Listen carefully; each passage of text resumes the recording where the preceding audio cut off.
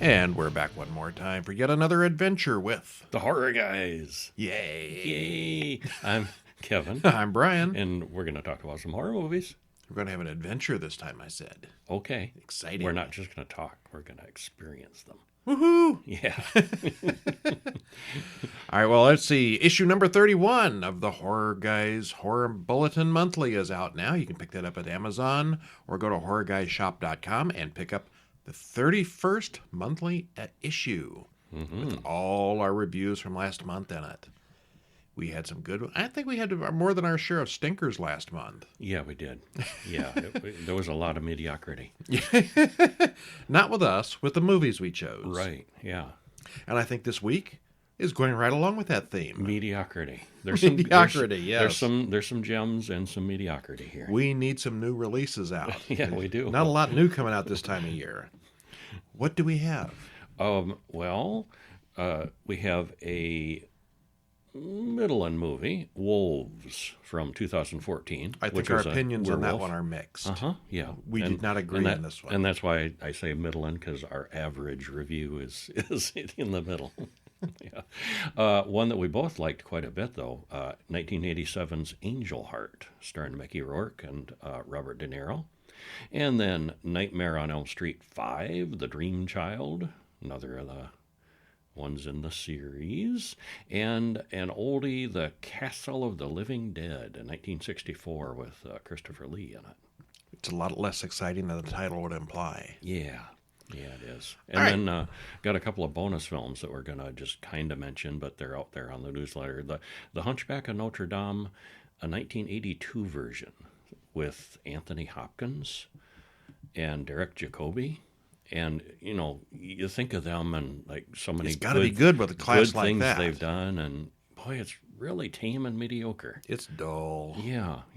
And a musical, but it's got Christopher Lee in it, so it's got that horror element. The Return of Captain Invincible. Oh, wait a minute. That's not a horror movie. Why is that in there? Because it's got that guy in it. Christopher Lee. And do you know what else... is anything else to do with Christopher Lee that you might want to mention? It could be this week's release of Christopher Lee, the biography. Oh, what a coincidence! Wow. Yes, we've got two Christopher Lee movies for you this week, and the Christopher Lee biography. About the man, not the movies so much. Stop in over at hourlongpress.com, and there's a link there to take you to the Christopher Lee biography on Amazon, which is free until... I don't know the date. It's the Tuesday coming up, 3 or 4 more days. So you can get that free from Amazon on your Kindle device or your phone or wherever you can read Kindle books for free for 3 or 4 more days. What a deal. Or you can always just buy it later. It's not that much. Along with all the other books we've released biographies of Vincent Price, Peter Cushing, Boris Karloff, Lon Chaney Jr., Bela Lugosi... I think I'm missing somebody. Got another one coming up. And there'll be another one next week. Yeah. A very fun group of people. Uh-huh. Most of which were drug addicts. It's weird how these old... You're either a drug addict or you died of throat cancer. It does seem... Well, all these horror icons were one or the other, it seems like. Yeah. Except Vincent Price. He was just pure class all the way. Yeah. Started class and ended up class. All right. Well, anyway, let's go through our websites. You can read our daily reviews at horrorguys.com, and that's our basically our homepage. You can find links to everything else from there. Horror Guys Shop to pick up our Horror Guys guides and many other books. Hourlong Press to pick up our biographies, because those are like a different series. They're not calling those Horror Guys books, because there's going to be other things coming fairly soon beyond the biographies. HorrorBulletin.com is our weekly email newsletter. It is completely free, and you get everything that way. This week's got 6 movies and a short, whereas the podcast here at HorrorGuysPodcast.com, you only get 4 movies and a short. So is that a bonus for the newsletter, or are we screwing over our podcast people? It's a bonus. It's a bonus for the newsletter. It's a whole point of view, people. Yeah, so anyway, go over to hourlongpress.com, sign up for that newsletter, the once-a-week announcement of the free book of the week. The goal there is to give away one free book every week forever. But they're not all going to be horror-related books, so we're going to stop talking about it here before too long. We got another horror biography next week, and maybe one the week after that. We'll keep coming. But then up we with get stuff. back into non-horror things. So we're not going to talk about it every week. So if you want to know more about those, check out that mailing list at Hourlong Book, H-O-U-R, hour. Hourlong. Okay, I said Hourlong Books. Last week I said Hourlong Press. Mm-hmm. You know, I ended up getting the other domain name just so I wouldn't be wrong. So either one works. Hourlong Press, Hourlong Books. It's all good. Go there, sign up, get your free books. No tricks, no catches, but it's all in the timing. You got to do it on the days when they're free. All right, well, let's get going. Here we go. So what's first? Well, let's start out by talking about The Castle of the Living Dead. Oh, you're going backwards. From 1964. All right. Well, that's the first one here that's open on me files. All right. Directed by William Kiefer and Luciano Ricci. Written by Paul Maslansky, Warren Kiefer, and Fede Arnaud. Stars Christopher Lee, Gaia Germani, Felipe Leroy, Mirko Valentin, and Donald Sutherland. Donald Sutherland? This was like his first In role. 1964, yeah, it was. Hour and a half. And there's a link in the show notes to watch the entire movie. It's at dailymotion.com, so not YouTube this time. Freebie! But the whole movie is there for free. Shall I tell a spoiler-free? Tell us a spoiler-free. Well, this was pretty good. And as we mentioned, Donald Sutherland, he was young once, and here he's making his movie debut. He was a young feller here. And Christopher Lee was substantially younger. He was doing some polite, gentlemanly villainy. He's such a polite villain in this. He's a bad guy, and yeah. And the science is bad. It's a little formulaic, but overall, it kept us entertained. Yeah. It's old. It's dated. It's not terrible. But it was kind of good. Alexa, how old is Donald Sutherland? Donald Sutherland is 88 years old. Probably didn't hear that, but she said it's 88. So yeah, he was young once. Very, very long time ago. And we apologize to all you podcast listeners who have Lady in the Tube devices that now just answered. Oh, yeah. Shouldn't be doing that, should I? No.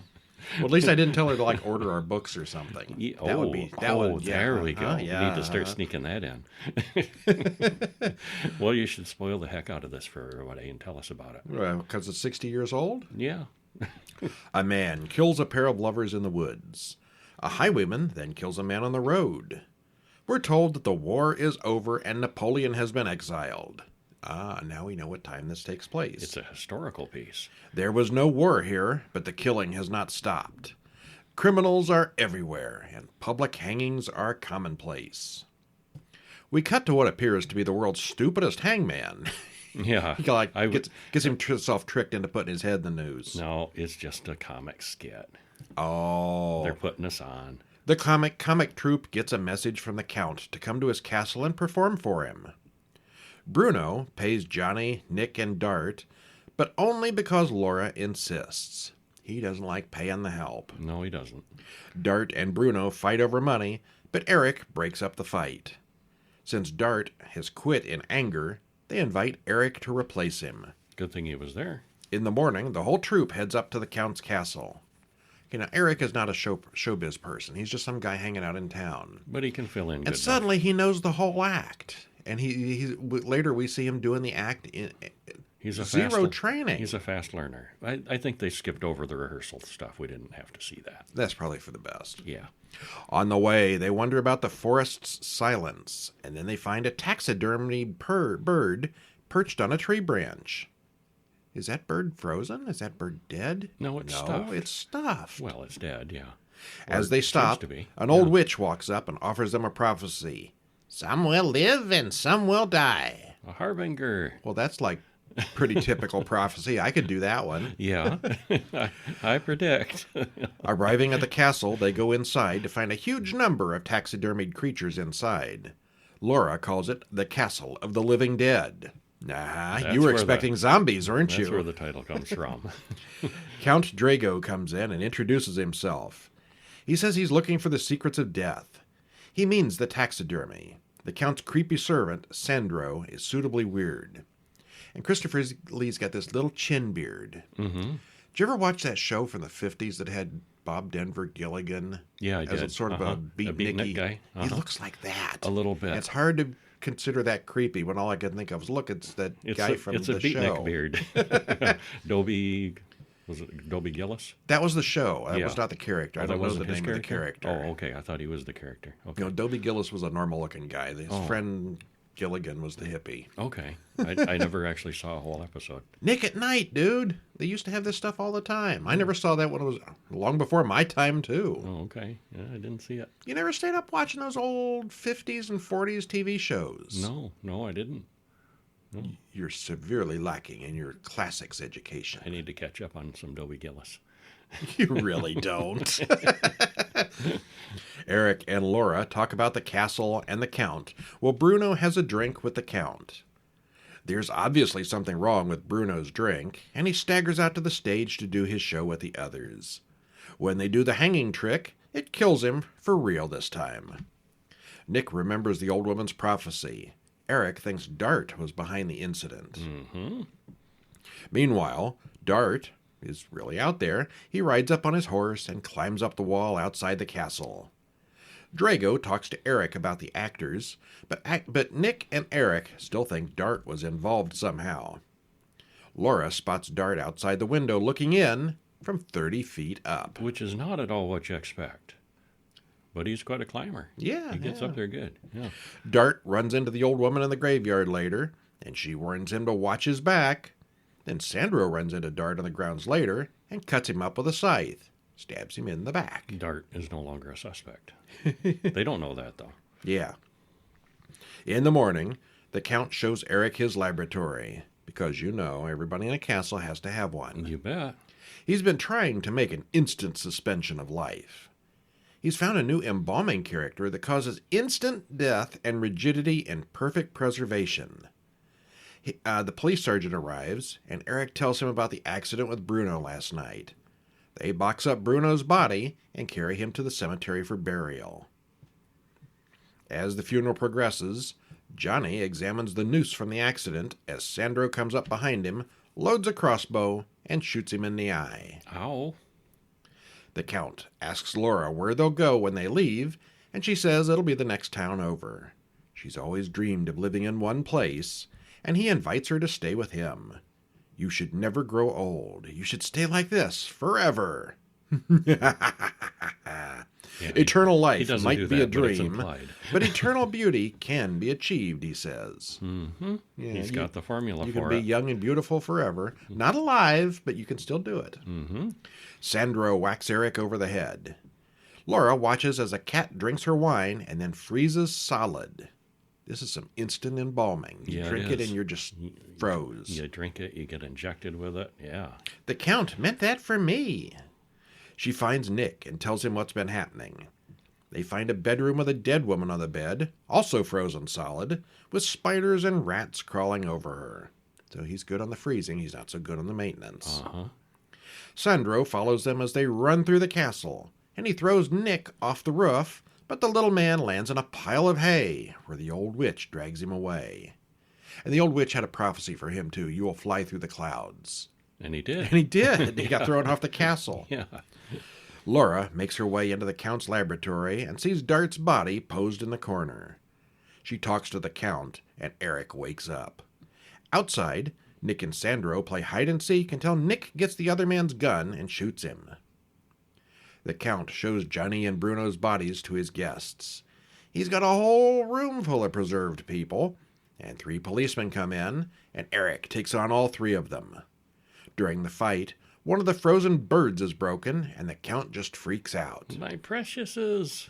The witch comes out of nowhere and attacks the Count, and in the middle of the scuffle, he gets frozen like the others. The sergeant looks in the next room and sees the Count's collection. Yeah, he's got quite a tableau. He's been doing this a while. Yeah, and nobody notices all these missing people, I guess. I guess not, because he's rich and powerful. Well, it's a high-crime area. They said that at the beginning. And he's rich and powerful, and nobody questions him. Yeah. Paul orders that the 3 actors be released, and they're free to go. Eric, Laura, and Nick ride off to the next town. Happy ending. Well, this was kind of a weird one. IMDb says the dwarf's name is Nick, But in the film, I swear, every time they talk to him, they call him Meep. It sure sounded like it. Yeah. Meep, meep. Meep. A group of people go to an old castle and mayhem ensues. We've seen the same story 100 times. Well, there's nothing especially wrong with this film. The story is really just about as generic as you can get. Yeah, at its heart. It's Instant generic, taxidermy is a little weird, but, they're always collecting bodies for some reason or another. This was Donald Sutherland's first film, appearing as both Sergeant Paul and the Witch. Christopher Lee is good as the Count, and Mirko Valentin is awesome as the creepy Sandro. Yeah, that guy, he's scary. Yeah, he's he weird. is. Yeah. Christopher Lee, he's a hippie. He was... and a villain. A beatnik, even. Not even a hippie yet at that point. Yeah. All right, what do we got next? Oh, we got Nightmare on Elm Street, The Dream Child. Also known as number Nightmare 5. on Elm Street, number 5. And as you said in the introduction, it's another one of them. Yeah. Yeah. It Yeah. happened. Yeah. It was, Without looking at the notes, could you remember which one was 5 and which one was 4 at this point? oh, this one has a dream child in it. Number 4 had dream stuff people in it too. This one has So a did child. 3 for this that one matter. has a child, though. Oh, A baby. God. So, yeah. There's so much they could have done with Freddy, and instead they stuck with this crap again. Yeah, Yeah. lame. The first one was so good. And the sequels are... Second one wasn't bad. Yeah. But then they got into the Dream Warriors or whatever it was, and they tried to almost go the superhero route with it for a Kinda. while. Yeah. Yeah. Directed by Stephen Hopkins, written by Wes Craven, who probably has disowned this one at this point, John Skipp, and Craig Spector. Stars Robert Englund, Lisa Wilcox, Kelly Jo Minter, and Dandy Hassel. Dandy Hassel. What an awesome How name. was your day? Oh, it was a It was dandy dandy. hassle. Hour and 29 minutes, trailer in the show notes. Spoiler free. Despite what we were led to believe in the 4th movie, Freddy isn't gone for good, and neither is Alice, the survivor of the previous film. This continues the battle, along with working in a little more of Freddy's origin story. It's decent in every way and on par with the other sequels. It's more of the same. Yeah, I mean, there's nothing wrong with it. It's just more of the same. Mm-hmm. Yeah. He's a nightmare creature. Do something different. Yeah. But they didn't. Let's do the same thing again, kind of. Well, what happens? Well, credits roll over glimpses of 2 people having sex. I bet they're going to die. Yeah, probably. Afterward, the girl takes a shower. Something nasty comes out of the drain, and then the stall starts to fill with water. And rather than drown, she somehow ends up in a dark, mysterious place where she's suddenly dressed like a nun. It's very dreamlike. And actually, she's Amanda Kruger, in an asylum room with 100 lunatics, and the guards lock her in. One of the 100 maniacs has a very familiar face. Hey, that's Robert Englund. Yeah, that's what we both said, yeah. Well, Alice wakes up. That was a dream. She gets up and thinks twice before taking her shower. It's graduation day at the high school, and all the high school students in their late 20s are gathering here. Yeah. Both Alice and Yvonne are graduating, and there's Greta, Mark, and Dan are there as well. They're all 80s teen stereotypes with obnoxious parental stereotypes. Alice tells Dan about her dream last night. On the way to work, Alice hallucinates the 2 little girls chanting the Stay Awake nursery rhyme. 1, 2, Freddy's coming for you. That's the one. She also sees the nun running into the creepy old asylum. Alice watches as the attendants grab Amanda and wheel her into an operating room where they deliver her baby, who looks like a little puppet version of Freddy Krueger, burns and all. Freddy babies. He quickly grows up into the adult Freddy. He's back. Well, before Freddy can kill Alice, Amanda the nun walks in and tells Freddy that she's going to kill him. And she tells Alice, I must be released from my earthly prison. Side quest. Yep. Well, now suddenly Alice is in a diner where she works. And Anne complains that she's been 4 hours late. So She wasn't even asleep, though. No. What's that about? Yeah, Freddy's expanding here a bit. Well, meanwhile, at the pool party, Dan talks about him and Alice going to Europe for the summer. A guy gets cut. Mark doesn't like the sight of blood. He just faints right away. Mm-hmm. Alice phones Dan, tells him that Freddy's back. Dan hops in his truck and drives over there, but nods off on the road and crashes. There's more to it than that, but he crashes. Yeah. He steals a motorcycle, but he's still in the dream. So the motorcycle turns into Freddy, who crashes him again. And at the diner, Alice gets a vision of Dan's death. She goes to the hospital in shock, and the doctor says she's pregnant. Alice tells Yvonne and her friends the history of Amanda and Freddy, bringing them all up to date on the stuff that we've seen in previous films. Freddy uses Alice's power to draw people into dreams, except when Dan died, she wasn't even asleep, so Freddy has found some other way now. Meanwhile, over at Greta's house, her overbearing mother wants her to be a model, but Greta isn't interested. Freddy shows up, makes her eat everything on the table as the guests watch. She blows up like a blimp, and chokes to death in the real world. Alice sees this happen as well. Well, Alice talks to Mark and Yvonne about what's going on. He believes it, but she doesn't. Well, Mark draws comic book characters, and he's suddenly drawn into one of his pictures. That was kind of neat. Mm-hmm. Neat effect, yeah. Alice goes in after him this time and runs into Jacob, a little boy she first met in the hospital. He says he's been having bad dreams, and it's clear that Jacob is a friend of Freddy's. Alice thinks Jacob is her baby somehow. Do unborn babies dream? This one seems to be.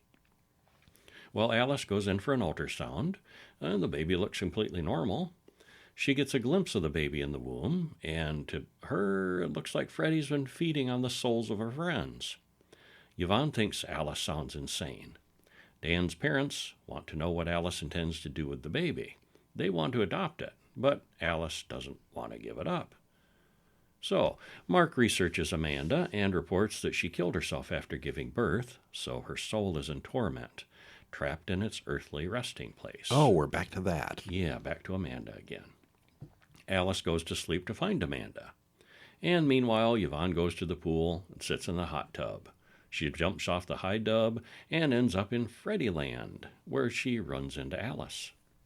At the same time, Mark battles Freddy with his own dream powers, and Freddy, of course, becomes a superhero to fight back, because they're like in comic book world. Freddy then shreds his paper nemesis, and Yvonne is now a believer. Alice battles Freddy again, this time in the asylum with the 100 maniacs, and they literally tear him limb from limb. She finds Freddy and Jacob together. They run through a collection of Escher stairways and visual weirdness until Jacob and Alice are back together again. And it turns out Freddy's been inside her all along, and she finally drives him out.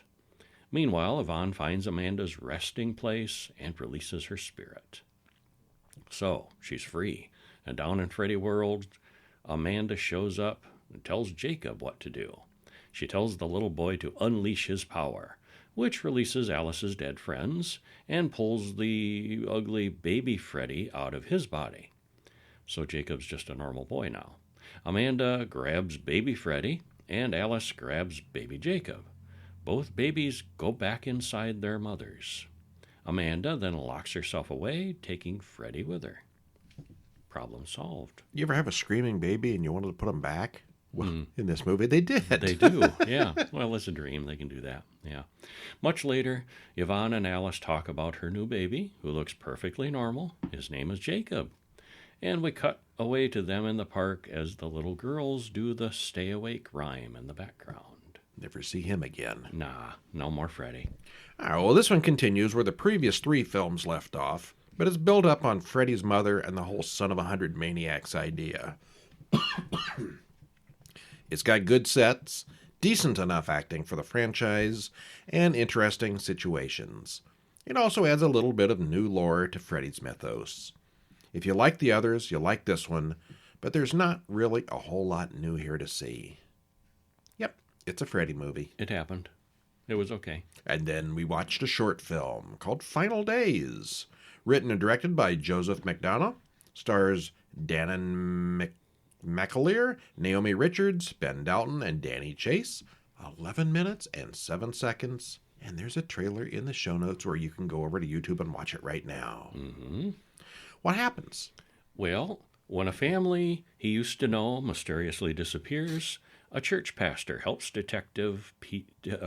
couple of detectives piece together the family's final days. And we're told that the Colton's family car was found abandoned on the side of the road. And there's bullets, a satanic Bible, and a bunch of cash. And we watch as the pastor tells his side of the story and remembers right. about it. It's got very moody black and white visuals. That was very interesting. It's black and white, and it's silent. It's a silent film. There's dialogue panels that come up in, you can kind of read their lips a little bit, but then a panel will come up and say what they just said or, what's going on. Like dialogue intertitles, just like in an old-timey silent film. That was really interesting. I was wondering when I watched this, was this an artistic choice? I think Did they so. record the audio and it just turned out bad? Were they designing this for an international market? Oh, where they could just put in Different new dialogue titles, yeah. channels. That's a trick they used to do with silent films. Oh, yeah. In the silent days, it was real easy to release them internationally. You just Yeah, put most in of the new original panels. classic silent horror films, Dr. Caligari and many of the others back then were German or some kind of foreign film that they put in American intertitles, so they're international releases. Mm-hmm. Much easier than trying to dub it in modern times. But you can read lips and see they're speaking in English here. Okay. Yeah. Yeah, I think it was probably just an artistic choice, but you always got to wonder. But it was pretty cool. The visuals are excellent, and the story, as it's told, moves by briskly enough. My only complaint is that the choice of music is very monotonous, and it got annoying about halfway through the story. No, it didn't bother me. Like, I wish this music would end. Okay. It's certainly atmospheric. It starts out fine. It's like chanting, churchy kind of music, It's but kinda then it gets muffled, slowy though. and Yeah, muffled. muffled and filtered. Oh, God, get over with it already. No, I liked it. It was, Still, the story is interesting, and it's clear enough what happened, even if it's not all spelled out. It's a fun little one. Give it a shot. It's only 11 minutes. Try it out. yeah, I'd recommend it. And next up, we have 1987's Angel Heart, directed by Alan Parker, written by William Jortsberg and Alan Parker, stars Mickey Rourke, Robert De Niro, Lisa Bonet, and Charlotte Rampling. Hour and 53 minutes. It's a long one. It is, but totally worth it. I really like this one. It was okay. I liked it. Yeah, I had not seen it before. It's way up there for me. I mean, this was probably like my 6th time seeing it. Wow. So yeah. Spoiler free. It's very much a noir detective story with horror elements. It builds nicely as we follow the case along. I thought Mickey Rourke is great in the lead role. He kind of manages to be likable and ruthless at the same time. And the settings, the cinematography, and direction are all excellent. It's a winner in my book. Young Mickey Rourke and old Mickey Rourke are like two completely different people. Yeah, he was young, bulked up. good looking, and had talent once. He bulked up, and also I think he's had some facial work done. Oh, you think? Yeah. He looks very different now than he used to. Yeah. Yeah. Uh-huh. And he plays different kind of characters now too. Yeah, he does. Yeah, wow. Yeah. But this has got a really powerhouse cast, and yeah, I really like it. And I don't know, I mean, it's 1987, but I hate to spoil it for people who haven't seen it.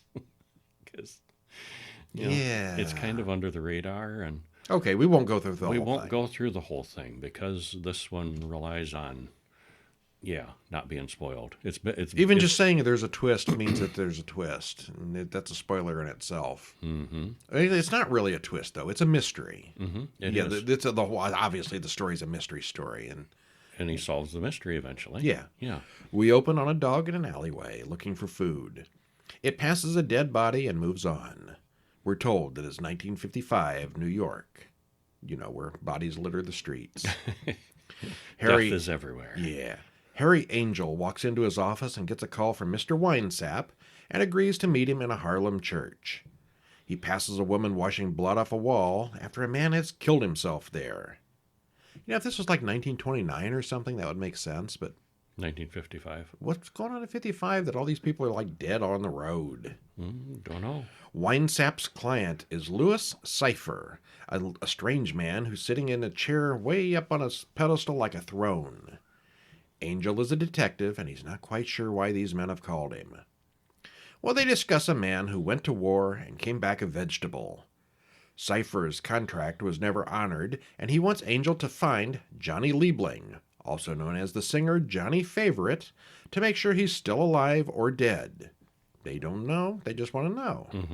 Angel takes the case. Angel pulls out his fake ID from the National Institute of Health and goes to the mental hospital looking for Liebling. Yeah, supposedly this mental hospital, they'd been getting a certification every year that he was still institutionalized there. And Winesap and Cypher say they just happened to be in the area and stopped by, and he wasn't there. And so they want Angel to check into it. And say, Yeah. Well, Angel finds out that the man used to be there, but supposedly he was transferred away more than a decade ago. They've been faking it this whole time. See, insurance fraud way back then. Yeah, and even in 55. Angel's next stop is the doctor, who may or may not have treated the man. He breaks into the doctor's house and finds lots of morphine bottles in the fridge. The doctor comes in, and Angel asks about Liebling. He says that some people came and took him away in a car years ago. The man had amnesia after waking up from a coma. Yeah, and they paid him to cover up. After giving the doctor some time to suffer from withdrawal, Angel goes back, hoping for more information, and finds that the doctor has killed himself. How'd that happen? Shot himself in a locked room. Yeah. I kind of wondered why he went away and came back, but, okay. To give him time to Suffer.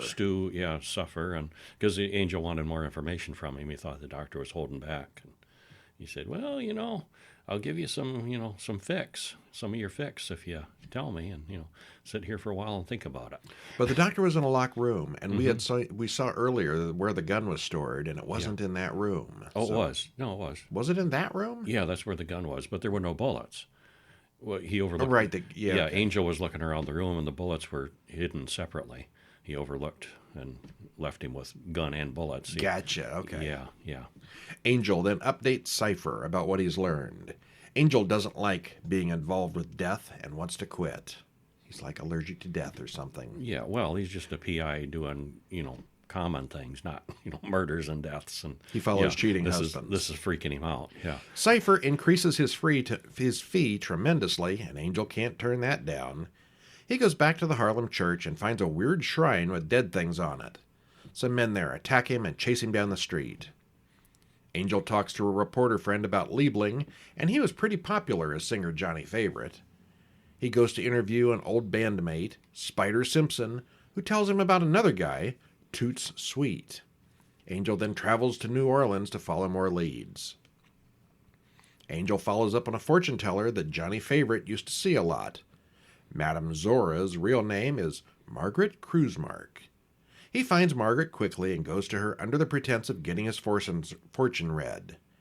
She says Johnny Favorite is dead, or at least dead to her. Following up on another lead, he meets up with Epiphany Proudfoot, the daughter of someone who knew Johnny. Afterwards, he goes to see Toot Sweet, a musician.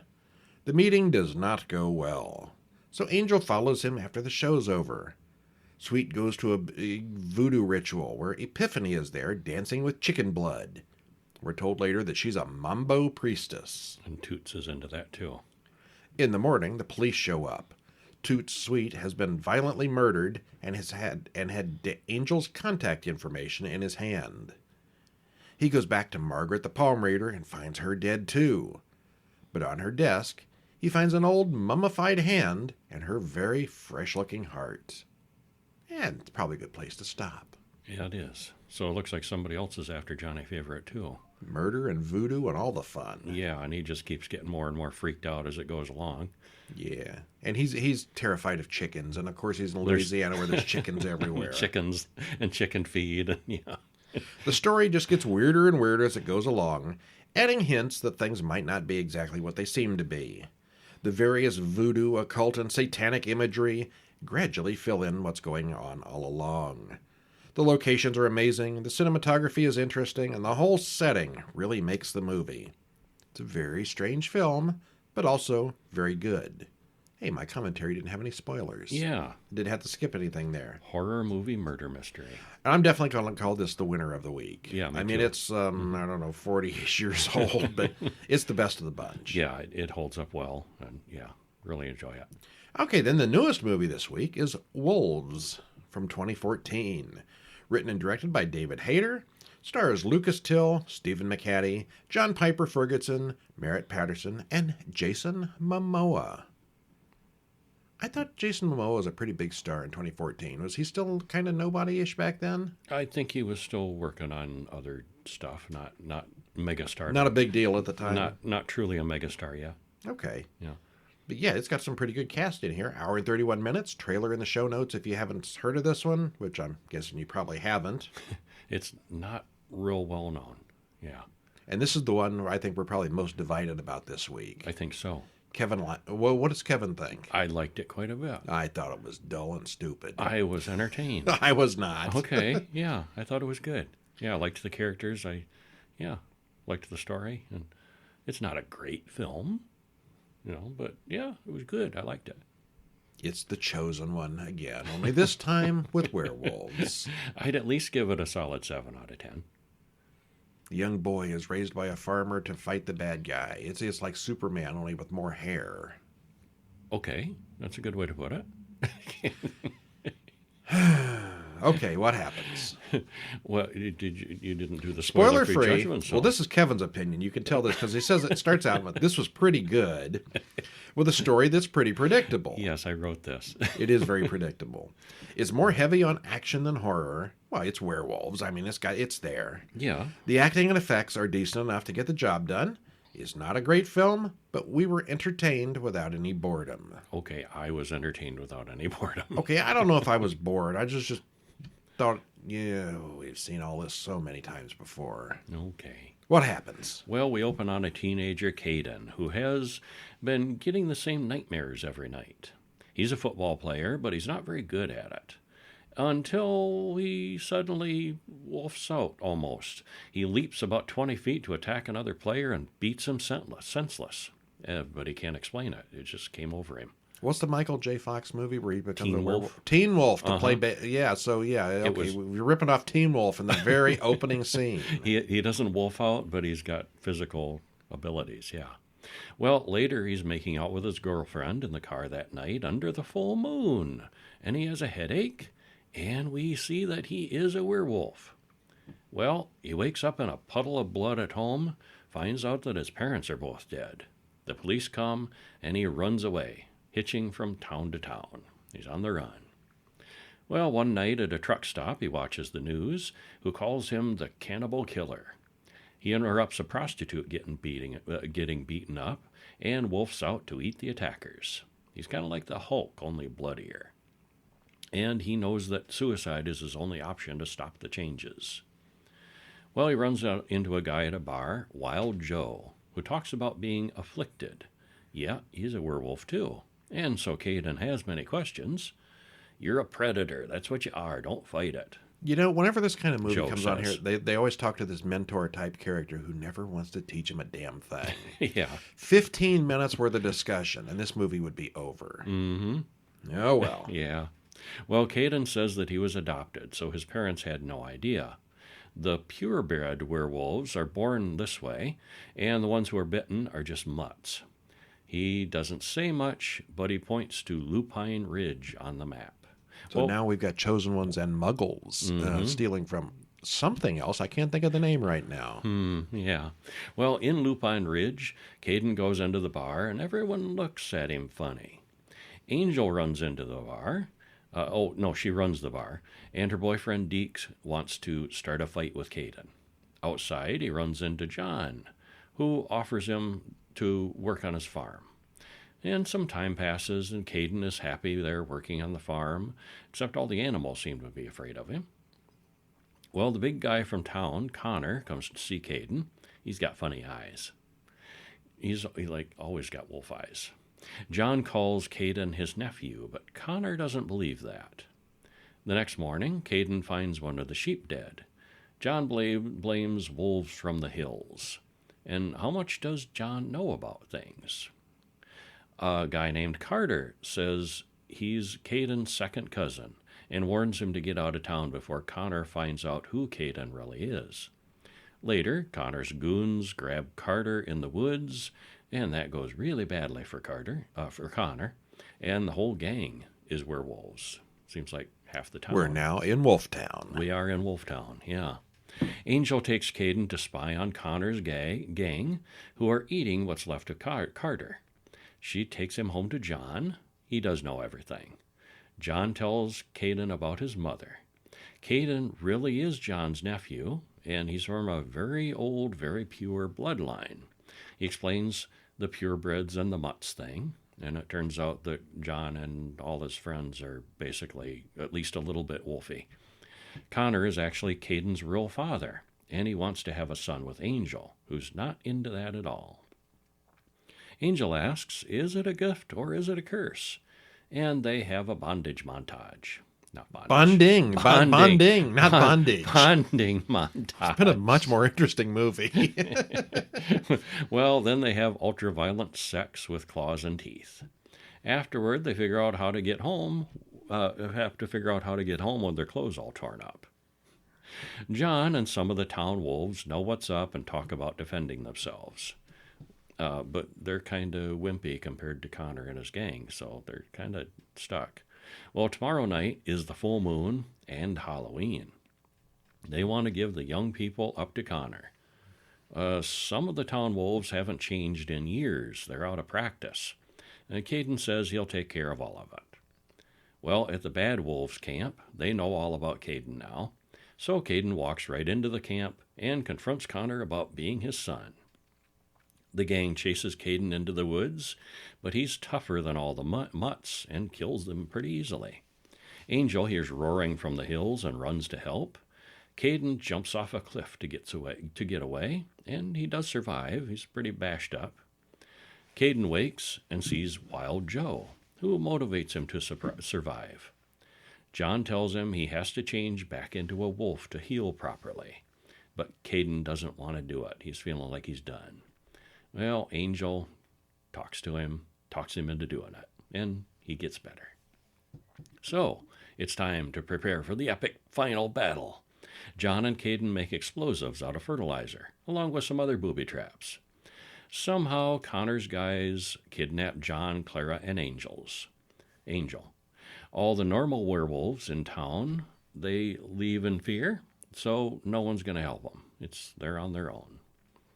There's a whole werewolf wedding thing between Connor and the drugged-up Angel. Beetlejuice. Yeah. Caden makes a dramatic entrance. Angel wolfs out and frees the others.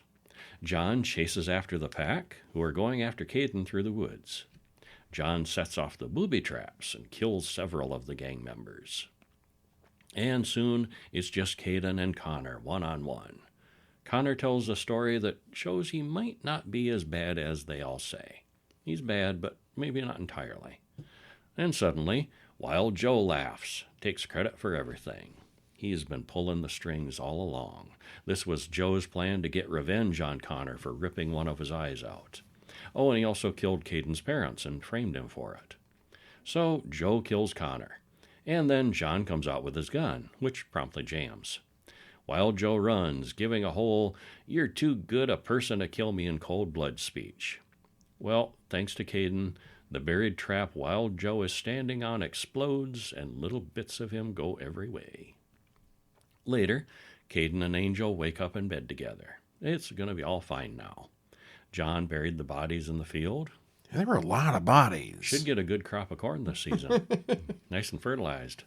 And they get ready to leave town. So John gives him an old scroll with the names of all the werewolf family lines. They should look them up as he travels. Clearly, they were hoping that this travesty would become a series. Or a sequel, at least, or something. Yeah, more. Oh, well, it's pretty straightforward. Caden is the chosen one in a werewolf town. The werewolf makeup is actually pretty good here, and the fight scenes are fun. The transformation scenes are very basic CGI, but they're all right. The acting is fine for this kind of story. Everyone is believable, but the roles are all very one-dimensional and cliched. You've seen this movie before, even if you haven't seen this movie.